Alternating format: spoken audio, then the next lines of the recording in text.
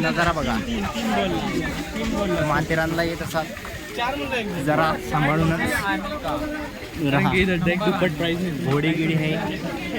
घोड्याचे घोडे लावलेले बघा इथे पुढे. एवढे सगळे घोडे लावलेले आहेत. टोपी मला एक समजा ना, ही टोपी आमच्या हातात कसं काय उडते. घोडे बघा कोणाला लावून घ्यायचे असेल ब्रो ऑन कॉमेडी मोड. सुशांत घोडे बघा घोडे.